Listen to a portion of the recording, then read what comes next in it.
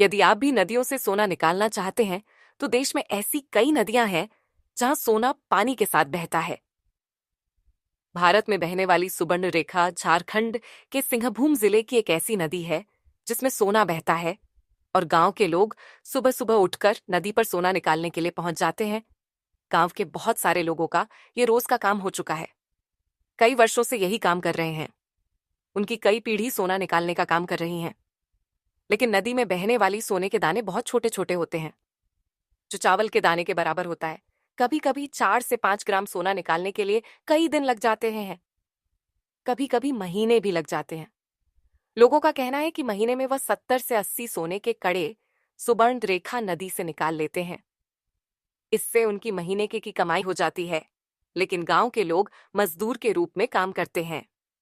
इन सोने के दानों को बेचने पर इन्हें बहुत कम रकम मिलती है।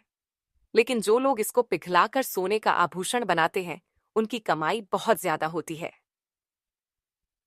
सुबर्ण रेखा, इसका नाम सोने से पड़ा हुआ है। उसको सोन नदी भी कहा जाता है। कितना सारा सोना आखिर इस नदी में आता कहां से है?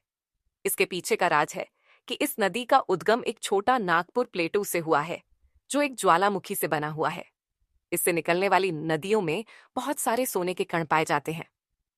यह नदी और झारखंड में बहते हुए पश्चिम बंगाल से गुजरती है।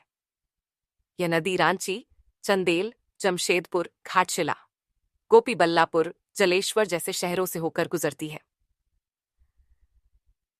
भारत में और भी नदियां हैं जो केरल में पाई जाती है, पूझा और चबियार। वो नदियों हैं जिसमें में भी सोने के कण पाए जाते हैं। सोना निकालने का दूसरा तरीका है, इसके लिए सरकार से परमिशन लेनी पड़ती है, क्योंकि इसमें पर्यावरण और प्राकृतिक खनिजों पर सीधा प्रभाव पड़ता है। खनिज मंत्रालय इसके लिए लाइसेंस प्रदान करती है। उसके बाद ही लोग गोल्ड माइनिंग कर सकते हैं। लेकिन ये बड़े तौर पर किया जाता है। यहाँ पर आम आदमी इसमें भाग नहीं लेते हैं, क्योंकि इसके लिए बहुत सारे धन और मशीनरी की आवश्यकता होती है। कोलार गोल्ड माइन कर्नाटक और दूसरा है गोल्ड माइन उत्तर प्रदेश के सोनभद्र जिले में।